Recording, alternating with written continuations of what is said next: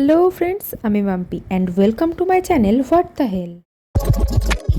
আজ আপনাদের দেখাবো আমাদের বৃন্দাবন পরিক্রমার আরও একটা নতুন দিনের অভিজ্ঞতা। আর এই মুহূর্তে আপনারা দেখতে পাচ্ছেন একটি যমুনার ঘাট, যার তীরে অনেক মন্দির আছে। সবাই শেষ অবধি দেখুন, আশা করি খুব ভালো লাগবে।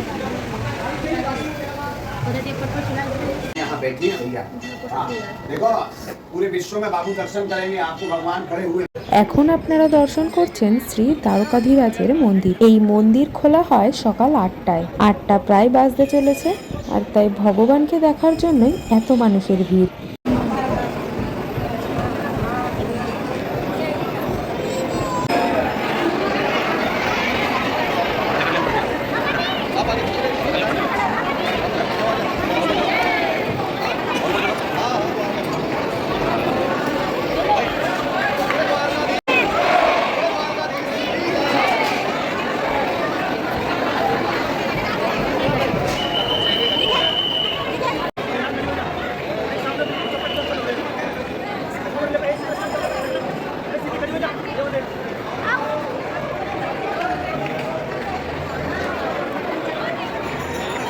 আমি আমার যথাসাধ্য চেষ্টা করেছি আপনাদেরও ভগবান দর্শনের সুযোগ করে দেওয়ার।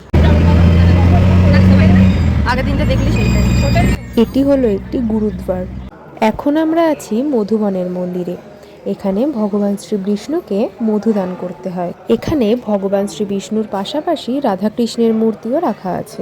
এমনকি এই মন্দিরেরই আরেক পাশে একটা বিশাল বড় শিবলিঙ্গ রাখা আছে, যেখানে সবাই পুজো করে। আর এখন এই যে মা আর বাচ্চাকে দেখছেন, এরা কিন্তু এখানে রোজ আসে, এসে পেট ভরে কলা খেয়ে যায়। এরাও যে খাঁটি ভারতীয় তার একটা প্রমাণ কি জানেন তো? এরা না জাপানিদের মতো কলার খোসা শুদ্ধ কলা খেয়ে নেয় না, একদম আমাদের মতনই কলার খোসা ছাড়িয়ে ভালোভাবে কলা খায়। অন্যদের দেখা দেখি আমরাও একটা দিয়েছিলাম, কি সুন্দর খাচ্ছে দেখুন।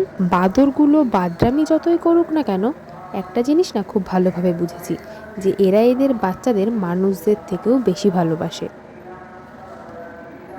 ওই দেখুন একটা ময়ূর। আমরা যেখানে এখন আছি সেখানে কিন্তু প্রচুর ময়ূর থাকে। জায়গাটা দেখেই বুঝতে পারছেন বেশ নির্জন, আর এগুলোই কিন্তু ময়ূরের থাকার উপযুক্ত জায়গা। আচ্ছা, আপনারা ব্রহ্মাদেবের গরু চুরির গল্পটা সবাই জানেন নিশ্চয়ই। ব্রহ্মাদেব শ্রীকৃষ্ণের গরু চুরি করে যে গুহার মধ্যে লুকিয়ে রেখেছিলেন, আমরা এখন সেখানেই আছি। এই গুহার মধ্যে এখন বজরংবলীর পূজা হয়। সেদিন দুপুরে আমরা একটা ভান্ডারায় গিয়ে প্রসাদ পেয়েছিলাম। এখানে কিন্তু প্রতিদিন অগণিত ভক্ত এসে প্রসাদ পায়। এই দিন প্রসাদ ভোগে দিয়েছিল অন্ন, কারি এবং রুটি সবজি। এখানে এসে প্রসাদ নিয়ে যেখানে খুশি বসে প্রসাদ পান, তারপর থালা ধুয়ে আবার যথাস্থানে রেখে দিন। এটা নন্দ মহারাজের প্রথম গৃহ। এখানে কিন্তু আমাদের গোপাল আর দাদা বলরাম দুজনে একসাথে হেসে খেলে বড় হয়েছিলেন। এরপর এখন আপনারা যে মন্দির এবং মন্দিরের বিগ্রহ দেখতে পাচ্ছেন, এই মন্দিরটার নাম আমি একদমই ভুলে গেছি। আপনাদের দেখাবো বলেই ভিডিও করে এনেছি, কিন্তু এতদিনে বিভিন্ন কারণের জন্য ভিডিওটা বানানো হয়নি, আর 1 বছর পরে ব্যাস শেষ, ভুলে গেছি সব। এখন আপনারা যে মন্দির দেখতে পাচ্ছেন সেটি হলো চিন্তাহরণ মহাদেব মন্দির। এই মন্দিরটিও কিন্তু বেশ বড়, আর মন্দিরের ভিতরে একটা শিবলিঙ্গ প্রতিষ্ঠিত আছে, যেখানে কিন্তু ব্রজবাসী সহ সকলেই দুধ বা জল অর্পণ করে। এছাড়াও সেখানে খোদাই আছে বিষ্ণু, গণেশ সহ আরও অনেক দেবদেবীর মূর্তি। এছাড়াও রাধাকৃষ্ণের মূর্তি যে থাকবেই সে তো বলাই বাহুল্য। যারা আজ প্রথম আমার ভিডিওটি দেখছেন তারা আমার চ্যানেল ঘুরে দেখতে পারেন। আগেও আমার বৃন্দাবন পরিক্রমার কিছু কিছু মুহূর্ত আপনাদের সাথে ভাগ করে নেওয়ার চেষ্টা করেছি। আজকের ভিডিওটা এখানেই শেষ করছি। পরের ভিডিওতে আরও কিছু মন্দির তুলে ধরবো আপনাদের সামনে। সবাই মিলে বলুন রাধে রাধে।